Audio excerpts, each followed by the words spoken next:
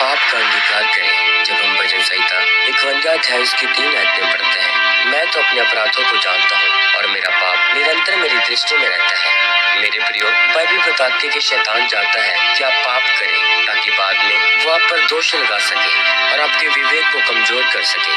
Bible बताती है कि कमजोर विवेक परमेश्वर से ना तो बड़ी चीजें ले सकता है और ना परमेश्वर उसके जीवन में बड़ी चीजें कर सकता है। लेकिन प्रभु यीशु मसीह ने कहा कि जब तू मार्ग में ही है तो अपने मुद्दई से मेल मिलाप कर ले। कहीं ऐसा न हो कि वह तुझे सिपाहियों के हाथ सौंपे और सिपाही तुझे सजा दे और जब तक तू कौड़ी कौड़ी ना भर देगा तब तक तू बाहर नहीं आएगा। प्रभु यीशु मसीह ने कहा कि जब तुम मार्ग ही में हो तभी उसके साथ मेल मिलाप कर लो। मेल मिलाप करने का मतलब है ये मान लेना कि हाँ, तुमने पाप किया है, और दूसरा ये अंगीकार करना कि प्रभु यीशु मसीह का लहू तुम्हें सब पापों से शुद्ध करता है। दाऊद ने जब बेशवा से पाप किया तो वह परमेश्वर के सामने अपने ऊपर जिम्मेदारी ले रहा था कि हाँ, मैंने तेरे विरुद्ध पाप किया है। वो कहता है कि परमेश्वर तू निष्कलंक ठहरे, तू न्याय करने में धर्मी ठहरे, तूने मुझे सब कुछ अच्छा दिया है, लेकिन मैं तेरी दृष्टि में पापी हूँ। परमेश्वर मुझे माफ कर, मुझे पाक कर और मुझे साफ कर।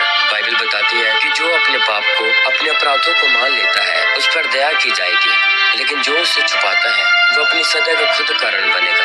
दाऊद ने परमेश्वर के सामने मान लिया और इनकार नहीं किया कि हाँ, परमेश्वर मेरी गलती है और मैंने पाप किया है, इसलिए आप मुझे माफ करें, ताकि जो हड्डियां तूने तोड़ डाली है वो मगन हो जाए। जब आपके पाप माफ हो जाते हैं, आपकी बीमारियां भी चली जाती है। इसलिए मेरे प्रियो, शैतान बहुत चालाक है, वह जानता है कि आपको कैसे फंसाना है, लेकिन जब आप परमेश्वर के वचनों को नहीं जानते हैं तो फिर आप फंसते हैं। परमेश्वर का वचन आपके लिए खाना है और आपकी दवाई है। इसलिए मेरे प्रियो, परमेश्वर के वचनों पर चले। आपने जो भी पाप किए हैं उन्हें आप जानते हैं, इसलिए जब आप परमेश्वर के सामने जाएं तो उन पापों के लिए माफी मांगे, तो परमेश्वर आपको फिर से खड़ा करेगा और आप एक बड़ी गवाही के साथ वापस आएंगे।